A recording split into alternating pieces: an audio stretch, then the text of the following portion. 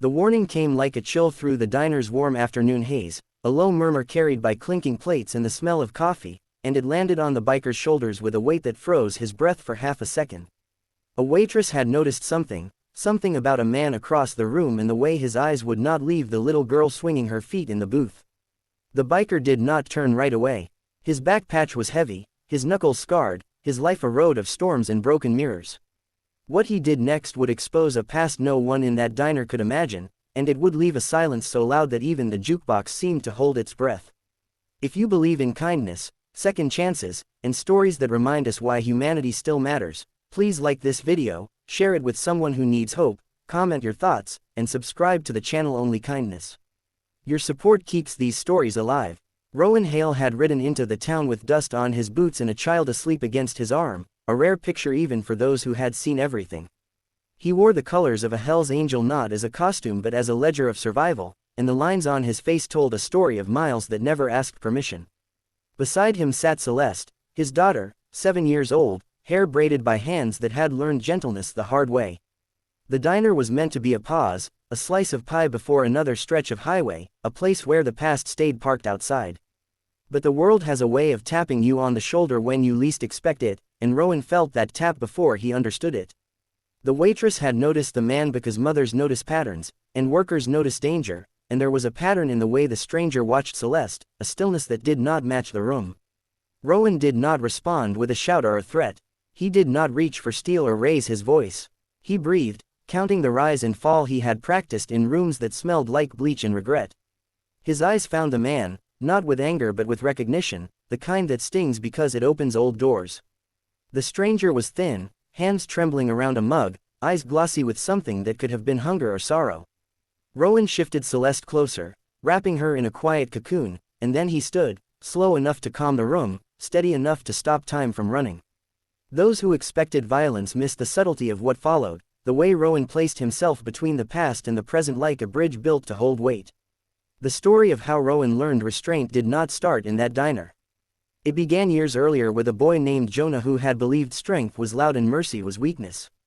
Jonah grew into Rowan after a night that took everything, after sirens and hospital lights and a promise whispered to a newborn who would never remember it. He joined a brotherhood for rules when his own were shattered, and the road taught him consequences in long lessons. Therapy rooms replaced bar fights. Letters replaced apologies. And somewhere between sunrise rides and bedtime stories, Rowan learned that protecting a child meant more than scaring the world away, it meant choosing a different ending even when the old one felt easier. The man across the diner was named Bishop Crow, though no one there knew it. He had been a watcher long before that day, a habit formed in the shadows of his own mistakes.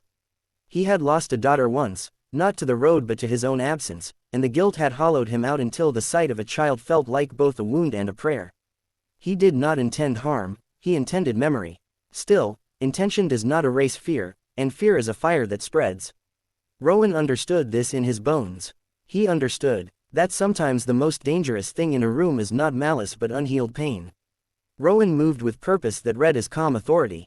He asked the waitress for a box, paid the bill, and guided Celeste toward the door with a hand that never shook. Outside, the sun was sharp and honest. Inside, the diner exhaled.